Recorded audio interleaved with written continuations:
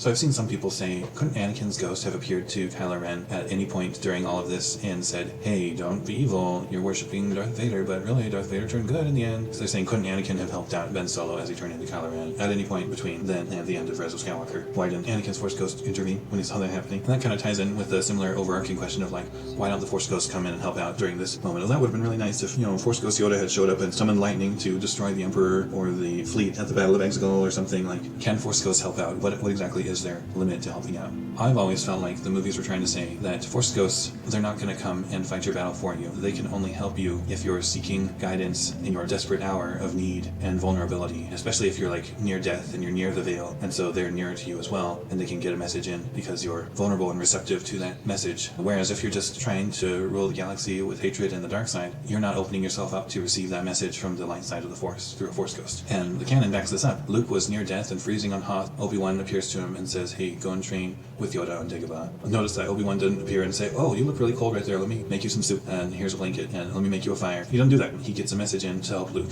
Luke again is seeking guidance on Dagobah on purpose. He goes there to train from a Jedi Master. So when Obi-Wan also appears with Yoda, it's not weird because, Luke is there seeking guidance and opening himself up to the light side. Luke looks away from the party at the end of Return of the Jedi. He looks away and he kind of reflects, and in that moment of him like having inner peace and reflection, he is able to be closer to the Force, and he looks up and he sees Force Ghosts Yoda and Obi-Wan, and in fades Anakin Skywalker. So you have to be at peace or opening yourself up to the Force. You can't be just like, oh, I hate the Force and I want to serve the dark side, and expect some Force Ghost to come stop you from being bad. Luke was desperate on the island and Yoda appeared to him. Rey was desperate on the island and Luke appeared to her. Rey was desperate on Exegol and she's literally chanting, be with me. She's reaching out to the Force and she's like, I'm near death. This is our most desperate hour.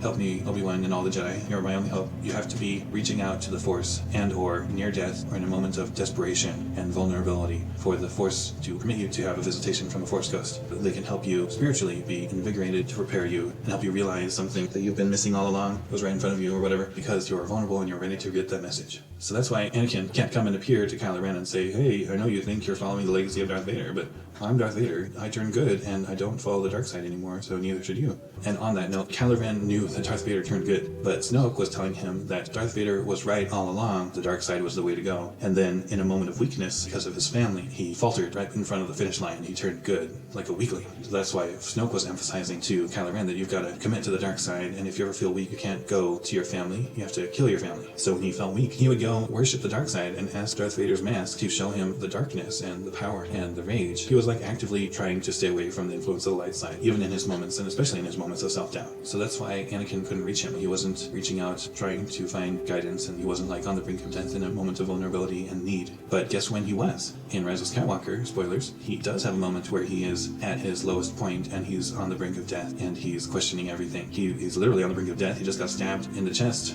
and he just felt in the Force his mother reach out to him to remind him of his old self and her love. In that moment, he was able to feel her influence and he was able to, through the Force, communicate with Han Solo. That was the moment that the Force could reach him, because he had his low moment where he was near death and he was kind of admitting to himself finally that he didn't have all his answers or didn't like the answers that he had made for himself. So that was the moment where the Force could reach him. So yeah, Anakin, Han, no one could have reached him before that. He was avoiding the light side at all costs because he was being told by Snoke that like that's weakness. Darth Vader was right all along. Don't make his mistake and start thinking family is gonna solve your problems. Only the dark side can do that. So that's why Anakin couldn't come and say, hey, don't turn dark. So that's why an appearance of Anakin wouldn't have done anything, even if he had somehow been able to show up and be like, hey, don't do this. He'd be like, you're weak and I hate you. So it was only in that moment in Rise of Skywalker, when he was near death and questioning everything, that he was able to have a visitation through the Force, through Leia and Han reaching out to him, helping him realize that it was time for Kylo Ren to die and for Ben Solo to heal and follow the light side again.